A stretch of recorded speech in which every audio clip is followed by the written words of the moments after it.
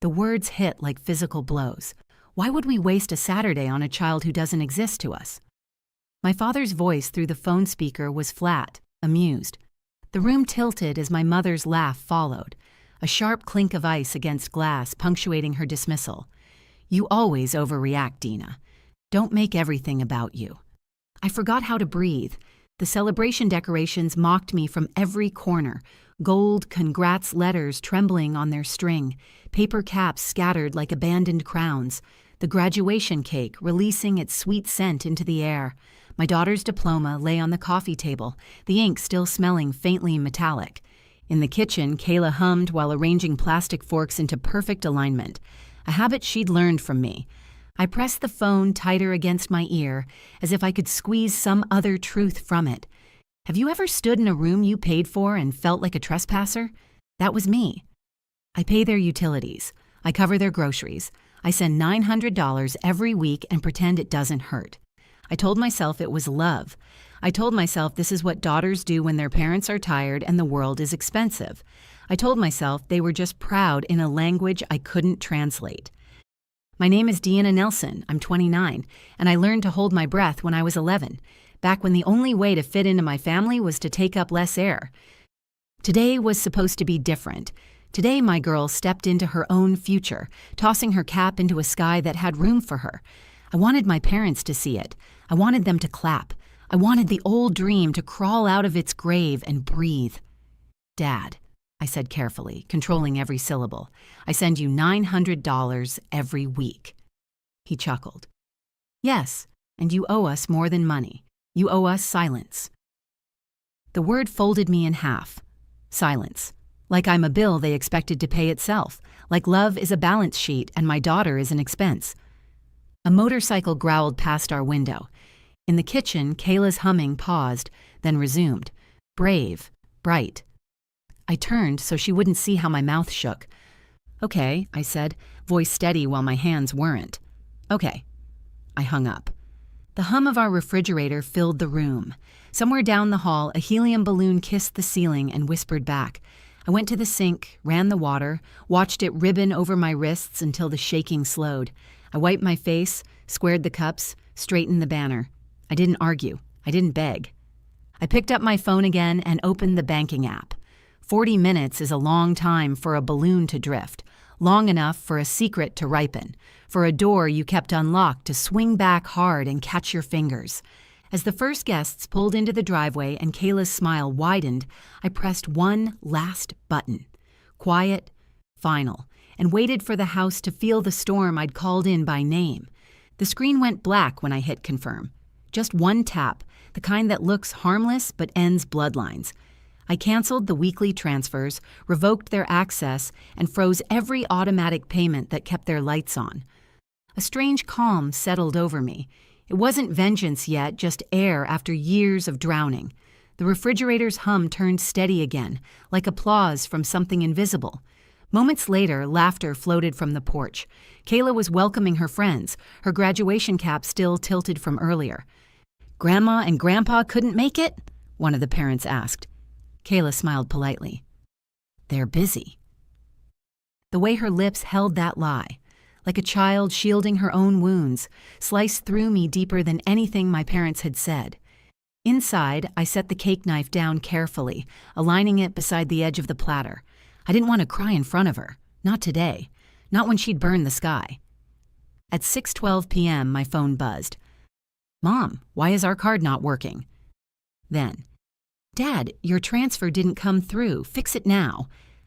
I stared at those messages, both cold as static, both written like invoices. I typed nothing. The guests started clapping. Kayla had just made a toast. I forced myself to smile and step outside. The wind lifted the golden balloons. One slipped free and drifted upward, the letters spinning. "You did it." For the first time, I felt the words were for me too. At 6:45, I needed some air and stepped out to the front porch. That's when I heard it. The sound of chaos from the street. Tires screeching, a shout, metal crunching, someone's groceries spilled across asphalt, apples rolling like startled hearts. Neighbors rushed out. I froze on the porch, the cake knife still faintly gleaming on the table behind me. When I walked closer, my chest turned hollow.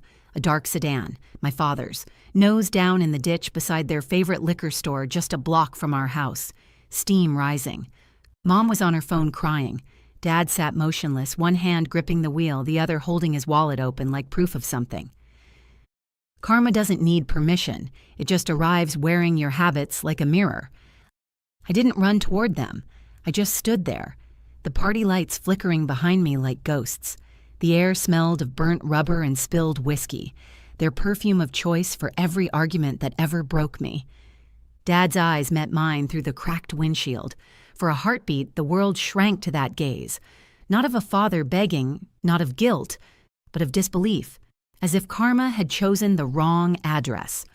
Mom was shouting into her phone, her voice breaking between sobs and commands. Yes, we need help.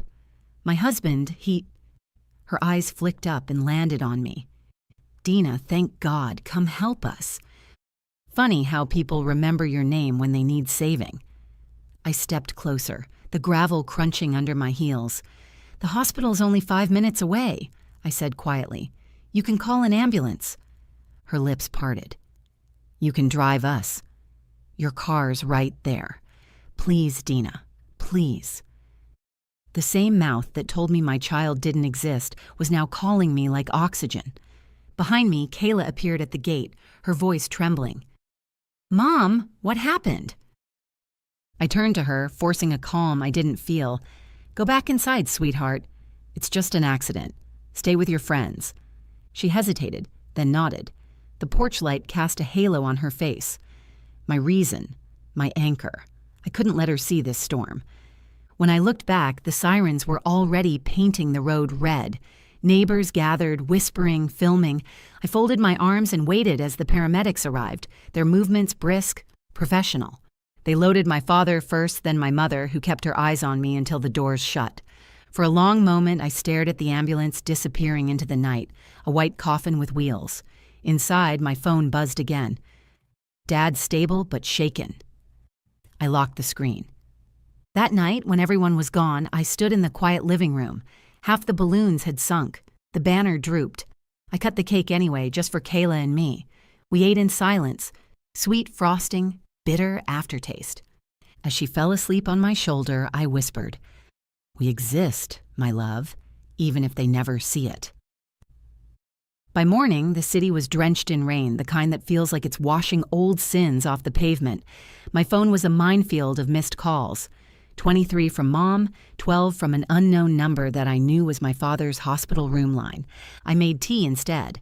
Mint, no sugar. Silence steeped in it. When the knock came, I already knew who it was. My aunt, the family's self-appointed messenger. Always the bridge, never the backbone. Her shawl was soaked, her eyes frantic. Dina, she began, pushing past me. Your parents are saying terrible things. They think you cursed them.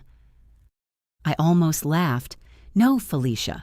They cursed themselves a long time ago. She set her purse down like she was laying down evidence.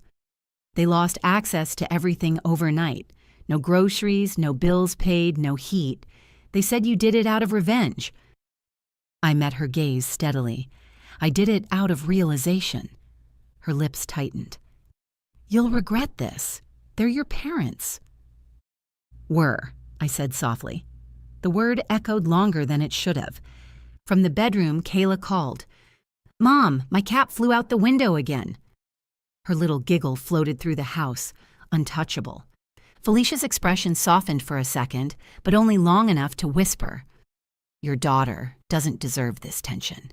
End this before it turns uglier. I nodded politely and closed the door behind her. Hours later, as dusk bled into the sky, I checked my messages. One from Mom stood out. We raised you. We made you. Don't forget who paid for your degree. I stared at that line until my chest went cold. Paid for my degree. Like love was tuition, like I owed them an endless installment plan. So I opened my laptop. I scrolled through years of receipts, wire transfers, and bills under their names, all paid by me. The paper trail of a dutiful daughter. And then, one folder down, I saw it. My father's old email chain that I had access to from when I helped set up his account years ago. Subject line, investment, $900 weekly from Dina. And below it, a message that turned my stomach to ice. She thinks it's for us. Wait till she sees the portfolio. I froze. The email was dated 18 months ago, long before I ever questioned a single transfer. I scrolled further down, my eyes burning with every new message. Dad, she won't notice if we move a little each month. Make it look like medical expenses. Mom, good idea. She's too sentimental to ask for proof.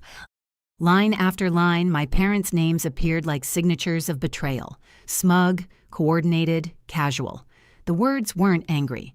They were efficient, calculated. For a moment, the rain outside slowed, as if the world itself was holding its breath. $900 a week for 3 years. That was over $140,000 gone, buried somewhere in their secret portfolio. My hands trembled as I opened the attachments.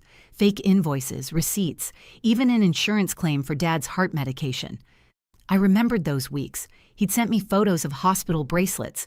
I'd cried, wired money, and prayed. But those bracelets were dated the same day he was golfing. I wanted to scream, but instead I laughed. That thin, broken laugh that sounds like it doesn't belong to you. The room tilted a little. My throat felt dry as if truth had weight, and I'd just swallowed it whole. Then my phone buzzed. Felicia again. Beta, they need you. The hospital bills are huge. They said you'll handle it. You always do. That sentence, you always do, pressed something dark inside me. I closed my laptop, wiped the screen with my sleeve, and said quietly but clearly, not anymore. When Kayla came in, I forced a smile. Sweetheart, do you still have that notebook we made for your graduation thank you cards? She nodded. Good, I whispered. We're going to write one more for Papa and Nani. That night, as she slept, I drafted the final message. Not an apology, a record. I attached the emails, the transfers, every proof of what love had cost me. Then I sent copies to my lawyer, to the bank, and finally to the retirement board that handled their accounts. By dawn, my inbox pinged back, one line from my lawyer. They've been siphoning your funds illegally. Don't worry, it ends today. Morning light crept through the blinds, slicing the room into quiet halves, one soft, one unforgiving. I sat there with my tea gone cold, rereading the lawyer's message like it was both a verdict and a rebirth. My parents had always prided themselves on being respected people. Sunday prayers, charity dinners, handshakes with the neighbors, the perfect portrait of generosity. But beneath that polish was the rot ignored for years. By noon, the first domino fell. My father called, not shouting this time, just hollow. Dina, he rasped. They've frozen our accounts. They are saying fraud. What did you do? The irony almost made me smile. I didn't do anything, Dad. I just stopped pretending. He paused, his breath crackling through the receiver. You think you're righteous, but you're cruel. Family doesn't destroy family. I let the silence hang before answering. No, Dad, family doesn't drain blood and call it a donation. He hung up. An hour later, the news spread. The same relatives who'd called me too dramatic were now whispering about financial misconduct and embezzlement charges. My parents' names started to vanish from community boards and donor plaques faster than they'd ever climbed there. That evening, Kayla found me sitting on the porch steps, her diploma in her hand. Mom, she asked softly, why does everyone keep saying karma? I looked at her, this child who carried every ounce of kindness I once wasted on the wrong people, and said, because, sweetheart, sometimes the truth just takes a little while to find its way home. She nodded, thoughtful, and placed the diploma in my lap. Then we're home now, right? Her words hit deeper than she knew. The sun was sinking when my aunt texted again. Your parents are selling the house. They are leaving town. I stared at that message for a long time, the quiet hum of evening pressing against the windows, leaving town, just like that. I thought of all the times I'd paid their rent, their bills, their silence. Now, for the first time, they'd have to pay for something on their own. 2 weeks passed. The city forgot their names faster than I ever could. The same neighbors who once bragged about being invited to my parents' Sunday lunches now whispered pity behind curtains. "Such a shame," they said. "All that money gone." But money was never what they truly lost. It was control. I went back to work, to normal life, to mornings where Kayla's laughter filled the kitchen instead of my parents' demands echoing through my phone. Still, quiet nights had their ghosts. Sometimes I'd glance at my banking app out of habit, expecting to see their withdrawal notifications. But there was nothing, just peace. Then one evening, as I packed up old documents, a thick envelope slid through the mail slot. No return address, just my name scrolled in my father's heavy handwriting. Though they had moved away, they clearly still remembered our address. The same one where they had visited for Kayla's birthday just months before the graduation. Inside, a single letter. "Dina, we never meant to hurt you. You were always too emotional, too proud. You took things too personally. That money wasn't theft. It was what you owed us for raising you. Now you've taken everything from us. Your mother hasn't stopped crying. If you can find it in your heart to forgive us, we'll be staying at your uncle's for a while. You're still our daughter. Dad." I read it twice. Every word was wrapped in self-pity, stitched with manipulation. Not once did it say sorry. Not once did it acknowledge my child, their grandchild, the non-existent soul who'd been erased to preserve their pride. I folded the letter, slid it back into the envelope, and walked to the kitchen. The candle by the window flickered as I held the edge of paper to the flame. The fire caught quickly, curling the lies into ash. When Kayla came in moments later, she asked, "What's that smell?" "Closure," I said simply. We stood by the window watching the last ember fade. That night, I slept without checking my phone. No missed calls, no guilt, just silence. The rare kind that doesn't hurt anymore. But fate, I've learned, never closes a door without leaving one small crack open. And karma wasn't finished yet. 3 full months passed without a word from my parents. Then I got another call, not from them, but from the very lawyer who'd helped me expose their scheme. His voice was steady. "Dina, I thought you should know. Your parents' investment accounts have been seized. The funds are being redistributed to the victims listed under their fraud case." "Victims?" I repeated. "Yes," he said gently. "Turns out they weren't just using your money. They took from others too.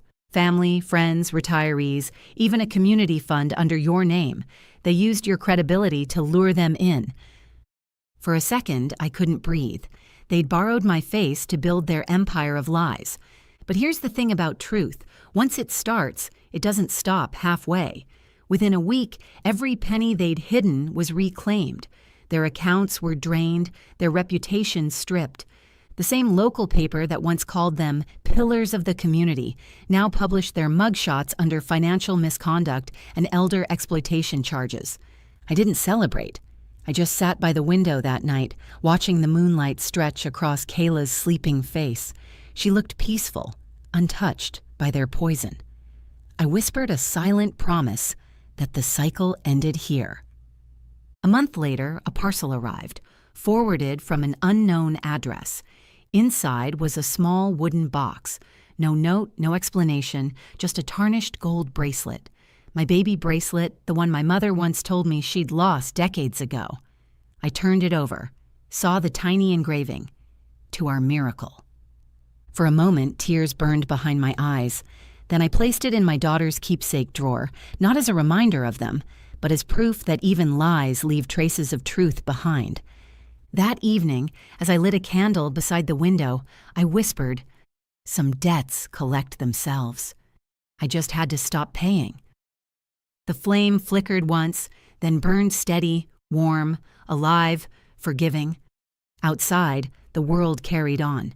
Cars, laughter, wind. But inside our little home, peace settled like a long-awaited guest. And for the first time in my life, silence finally felt like freedom. My parents were sentenced to 5 years probation and full restitution of all stolen funds. I haven't spoken to them since that day, and I've made it clear to all family members that our relationship is permanently severed. Some bridges aren't meant to be rebuilt, just remembered as warnings. Before you go, here's a quick bonus for sticking around. If you love learning and growing like I do, you need to try audiobooks. I've got an exclusive deal with Audible. Your first month is completely free. That's access to over 500,000 titles, zero cost to you. All the details are waiting in the description. Don't miss this one.